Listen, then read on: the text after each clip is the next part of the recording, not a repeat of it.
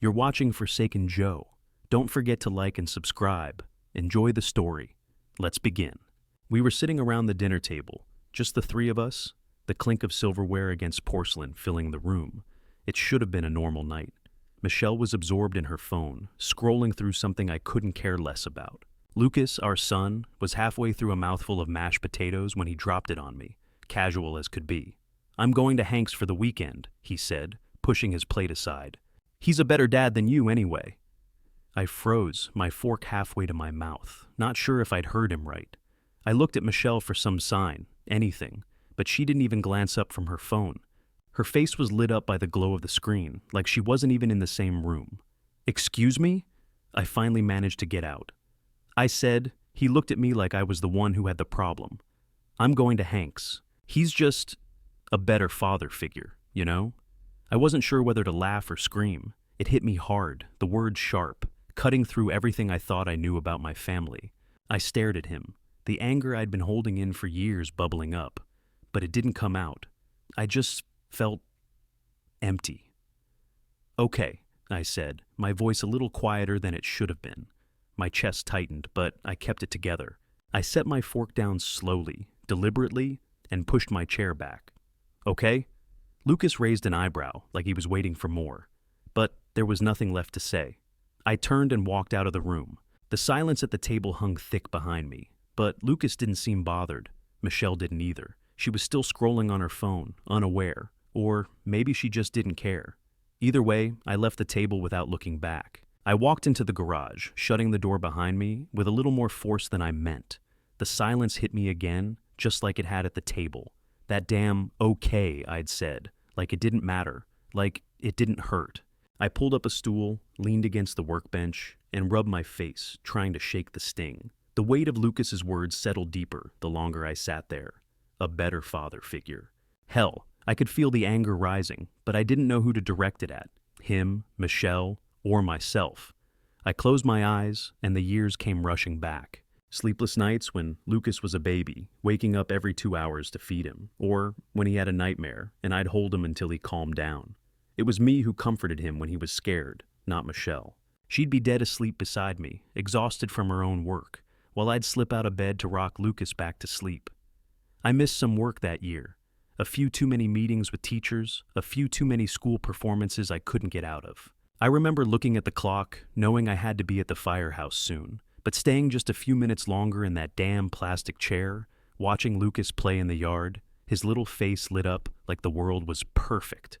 It felt like I had everything figured out then, like the work was worth it, that all the sacrifices would pay off. Then there were the times when I'd come home late from a shift, worn out, and Michelle would still be at the table, Lucas curled up next to her. I'd walk in, and Michelle would barely look up, but Lucas would run to me, all smiles, just like I was his hero. And for a moment, it was enough.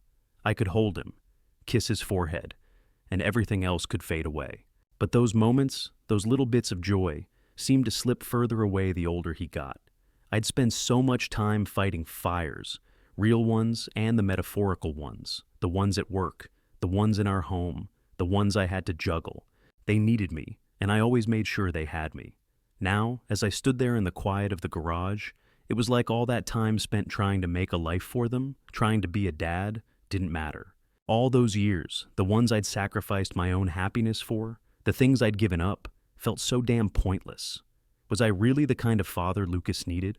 Was I just another man who thought he was doing right, only to be told it wasn't enough? I looked at the old fire gear hanging on the wall, the things I used to wear when I was out there risking my life every shift.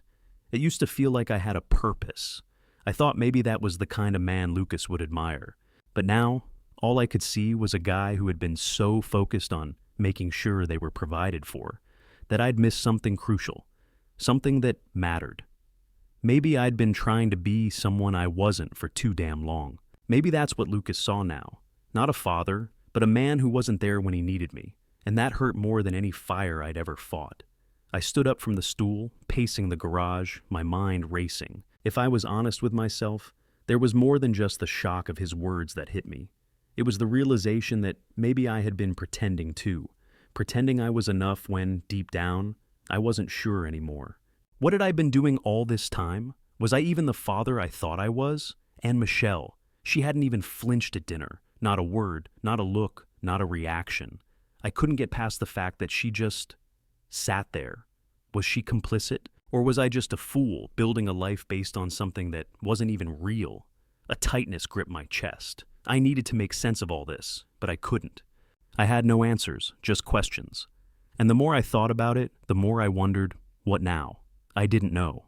But I was going to find out. It wasn't over, not yet. I opened the filing cabinet slowly, almost not wanting to see what was buried inside. The door creaked as I slid it open, and the dim light from the bulb above cast long shadows across the shelves. There were old bills, insurance papers, and receipts, nothing out of the ordinary. But then I saw it, tucked behind a stack of papers, a plain white envelope, its edges worn and frayed, but unmistakable. I reached for it, my hand trembling slightly as I pulled it out. The familiar return address on the top made my stomach twist. I hadn't thought about this in years, hadn't needed to. The paternity test. I'd ordered it after Michelle came back from that trip. Her stories didn't add up, and that necklace she brought back, the one that looked so out of place, gnawed at me. She'd said it was a gift from an old friend, but there was something about the way she said it that made me question everything. Something in her eyes I couldn't shake. I'd held Lucas that night, rocking him to sleep, knowing something wasn't right, but not knowing what to do with that feeling. I should have asked then, should have confronted her, but I couldn't bring myself to. The weight of his little body in my arms was too much. He was my son. At least, I thought he was. I sat down on the workbench, the envelope still clutched tightly in my hand. The same feeling of dread came rushing back, the one I'd buried so deep for so many years. My fingers brushed against the edges, the paper thin and fragile, and I finally tore it open. Inside, the single sheet of paper stared back at me. I unfolded it, my heart pounding harder in my chest, with every second that passed. My eyes darted across the lines, searching for something, anything that might prove me wrong. The paternity probability, 0%. I blinked. Read it again. 0%. No mistake. The air seemed to suck out of my lungs. I couldn't breathe, couldn't think, couldn't move. It was like my world tilted on its axis, everything spinning out of control. I'd raised him. I'd been there for every scraped knee, every school play, every birthday. For 18 years, I had been his father. And now, I wasn't. The truth hit harder than any fire, any injury I'd ever seen at work. I was cold, numb, like all the blood had drained from my body. The shame, the anger, the betrayal, all of it swirled in my gut, tightening, making me feel like I was suffocating. I stood up, the envelope falling from my hand to the floor. Forgotten. I paced the garage, my mind spinning with images of every moment I had spent with Lucas, every laugh we'd shared, every piece of advice I'd given him, thinking I was helping him become a man. I'd loved him like he was my own blood, even when I had doubts. And now, all those years felt like a lie, a damn lie. I couldn't make sense of it. How could she? How could Michelle? How had I missed it all this time? Had I really been that blind? The garage was silent, the weight of the truth settling in. I wasn't just questioning my place in my own family anymore. I was questioning everything I'd done. The time, the effort, the energy I'd poured into raising him, into being the kind of father he needed, only to find out that it meant nothing in the end. The life I'd built, all the sacrifices I made, the nights I stayed late at the firehouse, the hours I'd put in at work to make sure they had everything they needed, it all felt meaningless now. All those moments that should have been enough, all those late-night talks, all the advice I gave him were just the empty actions of a man who didn't know the truth. I ran a hand through my hair, my chest tight, my mind swirling. The envelope lay on the floor, but I couldn't bring myself to look at it again. The truth was there, and it was final. And now I was left with the hollow shell of the life I thought I knew. I didn't waste any time. By the time I got out of the garage, the anger had morphed into something cold, something calculated. I had to protect myself now. I had to make sure that if everything I'd built was a lie, at least I'd walk away with something that wasn't tied to Michelle or Lucas. I picked up my phone, scrolling through contacts until I found Bill's number. He'd been my friend in the military, a solid guy. We'd kept in touch over the years, mostly through text and the occasional phone call. I hadn't asked him for anything in years, but I knew he'd be the one to help me now. I dialed. "Bill," I said when he picked up. "It's John. We need to meet tomorrow. His voice, even through the phone, was steady and professional. Of course, man. You okay? Yeah, just need some advice. I'll be at your office in the morning. We hung up, and the weight of what I was about to do started to settle in. I had no choice, really. I couldn't let Michelle and Lucas walk away with what was mine, not after everything. After all those years of sacrifice, of being the one who worked his ass off, while they just took. The next morning, I found myself sitting in Bill's office, the smell of old leather and paper filling the air. The office was clean, neat. Bill was behind his desk, looking every bit the professional, a far cry from the guy who used to crack jokes in the barracks. I sat down without speaking, just letting the silence stretch between us. He didn't push. Bill had always been the type to give people space when they needed it. "What's going on, John?" he asked, setting down his pen. He already knew something was off. Bill was sharp. He'd seen me through tough times before. But this was different. I leaned forward, meeting his gaze. "I need to make a change. I'm done. I want to make sure Michelle and Lucas don't get a penny of my money when I'm gone." Bill raised an eyebrow, but he didn't ask questions. That's why I trusted him. "You want to do this now?" he asked, pulling out a new file and opening it in front of me. "You've been married a long time, John. You sure you're ready to cut ties like that?" I didn't hesitate.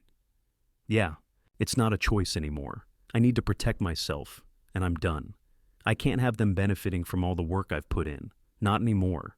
Bill nodded, his fingers tapping on the file. "All right, we'll start with a new will.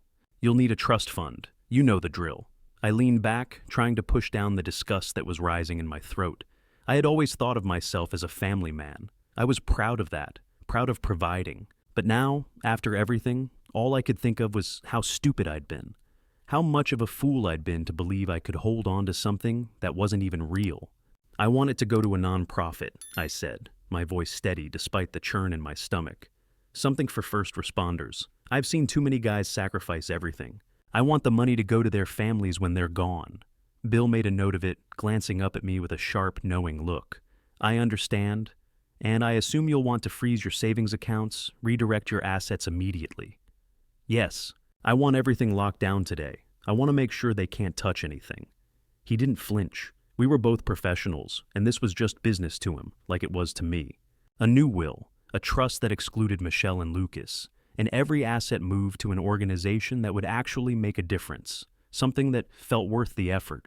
The life I had worked for would go on without them, without her. Bill moved quickly, pulling up documents, filling them out, and placing them in front of me for signatures. His fingers were precise, moving without hesitation. We got through the technical stuff in less than an hour, and soon I was holding a fresh, legally binding will in my hands. "Anything else?"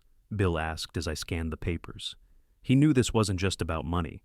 "No," I said, my voice low. "That's all." Bill closed the file and pushed it across the desk toward me. "All right, John, we'll take care of the rest. You'll get copies once everything's finalized." I signed the documents, feeling every stroke of the pen like a weight lifting off my chest. I couldn't say I felt relieved. Maybe that would come later. But for now, I was numb. Maybe I was a little angry still, but I didn't have time for that. When I left his office, it was with the quiet resolve of a man who had accepted the cold reality of his situation. I wasn't going back to the life I'd known. Everything I thought I'd built was gone, replaced with something I could control, something that would ensure Michelle and Lucas would get nothing, not a dime. I wasn't sure where I was going next. But I knew this. I wasn't the family man I used to be. The man I had been, the one who gave everything for a lie, was done. The man who walked out of that office was someone new. I met Lucas at the diner, sitting in a booth near the back, just like I'd asked him to. He was already there when I walked in, looking the same as he always had, casual, cocky, that same unbothered attitude like nothing in the world could touch him. He glanced up from his phone when I slid into the booth across from him, a grin forming at the corners of his mouth. "Hey, old man. What's up? You finally decided to talk?" I didn't say anything right away. I just pulled the small box from my jacket and slid it across the table. He looked at it, raised an eyebrow, but didn't ask questions. "This is for you," I said, my voice even, almost flat. He picked it up, half smirking, thinking it was some sort of peace offering, a reconciliation for whatever I'd done to piss him off lately. He probably thought I was going to give him something like a watch, a keepsake to show I still cared. Hell, maybe he thought it was my way of trying to be the dad he clearly didn't need. But that wasn't it. He tore the paper off the box, his fingers light, then opened it slowly, like he was savoring the moment. His face shifted when he saw what was inside, the framed paternity test results. For a second, he didn't get it. He stared at it, his expression that of confusion. Then it clicked. His eyes went wide, his jaw tightened. "What the hell is this?" His voice came out low, tight. I didn't answer him right away. I let him read it again, let the truth sink in, let it marinate. The silence between us was heavy, suffocating. He didn't even try to make a joke or deflect, not like he usually did when things got uncomfortable. He just sat there, staring at the results in the frame, trying to make sense of it. I leaned back in my seat, folding my arms across my chest. "I lied to you for 19 years, Lucas. I wasn't your father. I never was." His face twitched, something raw flashing behind his eyes. He put the frame down on the table, his hands shaking, just barely. "What the hell are you talking about?" "The test," I said, pointing at the paper in the frame. "You're not my son. I thought you were, but I was wrong." His hands gripped the edge of the table, the confusion turning to anger. "This is some sick joke, right? You're trying to fuck with me." "No joke," I said. "I've known for a while." And I stayed. I stayed because I thought you needed me. I thought I could make it work. Lucas's breath caught in his throat. His face reddened. "So what? You just gave up on me? You just..." He stood up, pushing the table back hard enough to rattle the cups. People turned, but I didn't care. The truth was in the air now, and it wasn't going anywhere. "I didn't give up on you," I said, standing slowly. I kept my voice steady, but inside, everything was unraveling. "I gave you everything I had, and you didn't care. You've never cared." "Not really." His eyes were wide, his breath coming faster now, like he was about to lose control. But there was nothing left to say. He knew. He could feel it in the way I was looking at him. The truth was final, and it stung more than either of us expected. Lucas tried to say something, but his words were caught in his throat. His face was a mixture of rage, disbelief, and something that looked almost like fear. But he couldn't speak. He didn't have anything left to say. "You've got your answer," I said, my voice flat. "You wanted to know who your real father was. Well, now you know." I pushed the chair back and stood up, sliding out of the booth. I turned toward the door, leaving him sitting there in the booth, staring at the paternity test results like they were going to somehow change. But they wouldn't. They couldn't. I didn't look back. I couldn't. As I walked out into the cold, the weight of everything that had just happened hit me in waves. It was final now. There was no going back. But in that moment, I felt like I'd finally gotten something. Something real. Something I could hold on to. It wasn't the closure I wanted, but it was the only closure I was going to get. By the time I walked through the front door, I knew Michelle would be waiting. The house was too quiet, too still. But when I stepped inside, the silence was shattered by the sound of her pacing in the kitchen. I didn't even have time to take off my jacket before she rounded on me, eyes wide with fury. Her voice cut through the air like a knife. "You've got some nerve, John." Humiliating our son like that. In public, no less. She didn't wait for a response, her anger boiling over. "Do you know what you've done to him? What you've done to us?" I didn't flinch. I just walked into the living room, went straight to the bar, and poured myself a drink. The glass hit the counter with a quiet thud, but the weight of it was enough to make her stop in her tracks. She stared at me, mouth open, like she couldn't believe I wasn't reacting the way she expected. "I'm not overreacting, John," she spat, her hands shaking at her sides. "This is disgusting." I took a sip, the burn of the whiskey a welcome distraction from the rage building up in her voice. "Lucas made his choice when he sided with Hank," I said, calm, too calm. "Not my problem anymore." That seemed to take the wind out of her for a second. She blinked, but it didn't last. "What the hell are you talking about? You can't just throw everything away, John. You can't do that to our family. He's our son." "No." I turned to face her, my voice still level, but it was sharper now. "He's not my son. Not anymore." Michelle's eyes narrowed, confusion creeping in. "What the hell is that supposed to mean? You're just going to walk away from him? From us?" I could feel the space between us closing, but I didn't move. I stayed still, watching her. "I've already walked away from you both. You just don't know it yet." She laughed, but it wasn't a real laugh. It was sharp, bitter, a mask for the panic starting to creep into her eyes. Oh, stop being dramatic. What? You're just going to give up everything because Lucas hurt your feelings? You've always overreacted. I shook my head. No, Michelle. This isn't about feelings. This is about facts. She took a step toward me, her expression hardening. What facts? What the hell are you talking about? I set my glass down, my gaze steady, unblinking. I've taken care of it. Everything's been moved into a trust. You've been removed from my financial life. All of it. She froze, the words hanging in the air for a long, terrible beat. The color drained from her face. What? What are you saying? You've what? Exactly what I said. My voice remained calm, but it felt like I was slowly suffocating in this conversation. Your name's off everything.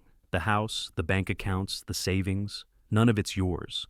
You've got no claim to a thing. For a moment, Michelle just stood there, her mouth working but no words coming out. Her chest rose and fell, like she couldn't catch her breath. She finally found her voice again, but it was smaller now, edged with something I hadn't expected. You've got to be kidding me, she whispered, shaking her head. You really think you can do that? You're going to take everything from me? From us? I didn't answer her. I didn't need to. Her face twisted, the anger in her eyes quickly turning to fear, then to something darker, something more desperate. John, please, you can't just do this? This isn't you. But it was.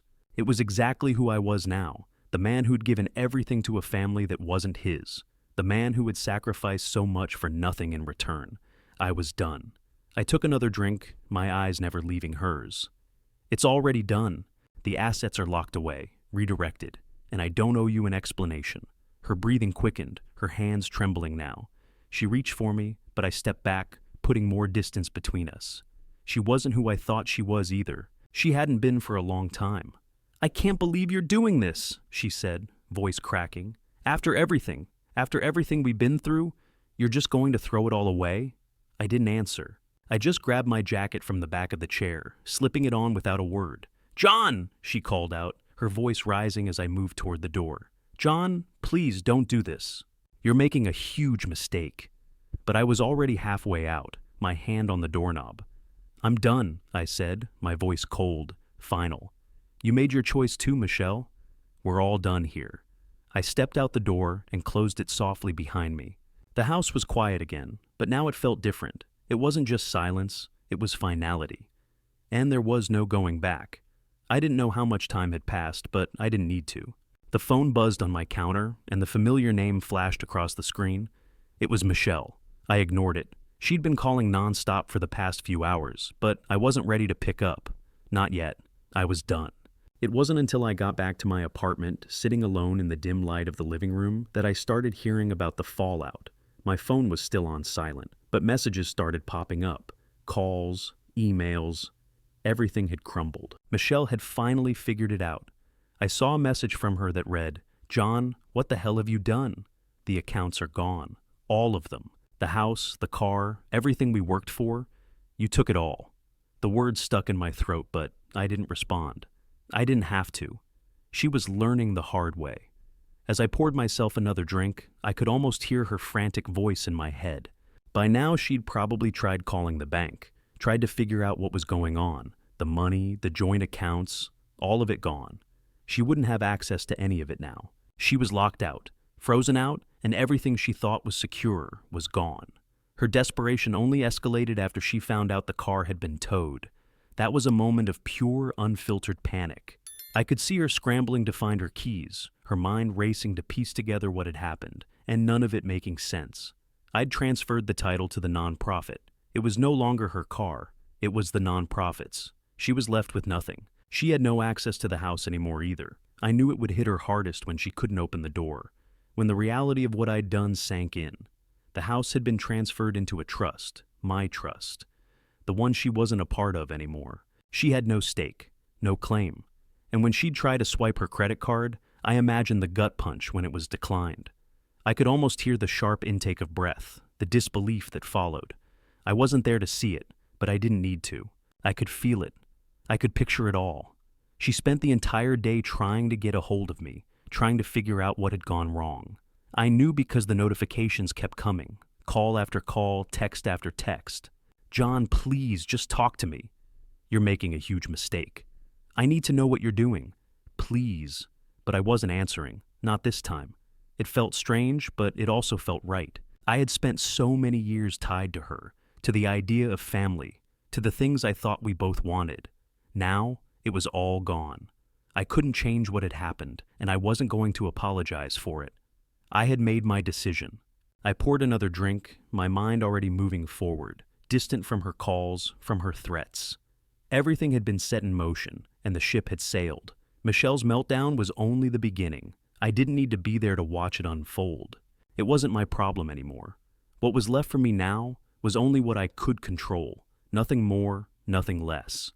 The house, the money, everything that had tied me down was locked away. The nonprofit would ensure my legacy meant something real, something that mattered, something that couldn't be corrupted. I wasn't part of that old world anymore, and the thought of going back, of giving in, felt foreign. I had no doubt she'd eventually get the message. She'd eventually stop fighting, but it wasn't my job to save her from her own choices. I finished my drink and set the glass down. The silence was more than just the absence of noise. It was the space I needed to breathe, to finally feel like I was moving forward. And the truth was, I had no regrets. I sat on the edge of my bed, the phone heavy in my hand. I'd been calling Hank for hours, but the calls went straight to voicemail every time. It wasn't like him to ignore me. I tried again, and again. Nothing. I dialed my mom's number next, but it rang endlessly. No answer. I knew why. I'd seen the text from her earlier, frantic, filled with desperation, but she was too busy dealing with the wreckage to even acknowledge me. I threw my phone on the bed, running a hand through my hair, frustration clawing at me. The weight of the night was suffocating. My mind was a mess of everything I'd just learned, the truth, the paternity test, everything I'd taken for granted. He wasn't my dad. I'd never been his son. I grabbed the bottle of whiskey from my desk and poured myself another shot, not caring that it burned my throat. I hadn't planned on drinking tonight, but the numbness was the only thing I could feel anymore. I wasn't even sure what I was running from, my own thoughts, my own guilt, or the complete void where my family used to be. The room felt smaller with each passing minute, the silence crushing. I grabbed a few old photos from the desk, flicking through them absently. There I was as a kid, grinning up at the camera in that stupid school picture, standing next to John, his proud smile always present. I remembered that look on his face, the one he'd always give me, even when things got tough. I stopped on a picture of my birthday from a few years ago. John was kneeling beside me, holding up the cake with all the candles lit, his hand on my shoulder. The caption on the back, in his handwriting, read, "Proud of you, son." My stomach twisted. That was the look he had whenever he said he was proud of me. I'd pushed him away without even realizing it, and now I couldn't fix it. I picked up my phone again, dialing Hank's number, praying this time he'd pick up. The phone rang once, twice, 3 times, nothing. I slammed the phone down on the bed. My head spun as I leaned back against the wall, closing my eyes, trying to block out everything. The guilt hit harder now, stronger than I expected, like a punch to the gut. What the hell had I done? What was I thinking? I'd sided with Hank, told John he wasn't the father figure I wanted. But Hank didn't care. Hank had never cared. He didn't even answer the damn phone. And now, with nowhere else to turn, I was stuck. I grabbed the photo album again, flipping through the pages. More pictures of me and John, those moments I'd taken for granted, the good ones, the ones that didn't seem like a big deal at the time. All the hours he spent at my games, the talks we had, the random weekends he'd spend teaching me how to do things I'd never needed to learn. And there he was, always the same, always there. But I wasn't there. I didn't show up. I pushed him away for someone who didn't even give a shit about me. I stood up, pacing the room, fighting the urge to throw something. I wanted to scream, but no words came. Hank was gone. My mom wasn't picking up, and John was nowhere to be found. I was alone, drowning in the mess I'd created. By the time the sun began to rise, I was exhausted. My eyes were blurry, my hands shaking. I had nothing left but the weight of my mistakes. I tried calling my mom again, then Hank, then John. I was met with the same cold silence each time. It hit me then, hard and brutal. The family I had taken for granted, the one that I thought would always be there, was gone. and there was nothing I could do to fix it. I was left with nothing but the consequences of my actions, the pieces of my life scattered around me like the photos of a broken past. I had lost them all, and now I was just waiting for the fallout to hit. I walked into the garage, my mind racing, but then something stopped me. A letter, an envelope addressed to me, just sitting there on the workbench. My name was scrawled across the front in John's handwriting, the same steady, familiar script I'd seen on everything, birthday cards, notes he'd leave on the fridge. I stood there for a long moment, the weight of it pressing down on me, before I finally reached for it. My fingers trembled as I ripped it open, and when I unfolded the paper, I could barely breathe. Michelle, I know everything. I've known for years. The affair. The lies. You thought I didn't notice, but I did. I saw it all. But I stayed. I stayed for Lucas, because I thought somehow I could fix things. I thought I could make it work for him. But you made your choices. You and him both. And now, there's nothing left for me here. I've made sure you have nothing left too. The house is gone. The accounts are frozen. Everything is in a trust, and you have no claim to any of it. You can't take what isn't yours. I'm done. John. I stared at the last sentence for what felt like hours. I'm done. The finality of it hit me like a punch to the chest. It wasn't just a letter, it was a goodbye. A quiet, simple statement that confirmed what I already knew deep down. John was gone, and now, so was Lucas. I sank down onto the floor, the letter slipping from my fingers. The weight of everything hit me all at once. The house that had once been filled with laughter, the life I thought I had, everything was gone. I was alone. I could hear the sound of my own breathing, shallow and ragged. As I sat there in the silence, the echoes of the past few days kept replaying in my head. Lucas gone, John gone, the house, the money, the family, all of it slipping through my fingers. And I was left here, with nothing. I didn't know how long I sat there, but when I finally stood up, everything felt different. The house wasn't just empty. It was a reminder of everything I'd lost. The man I'd taken for granted, the son I'd let slip away, and now the life I had built that was nothing more than dust. The quiet of the house was deafening.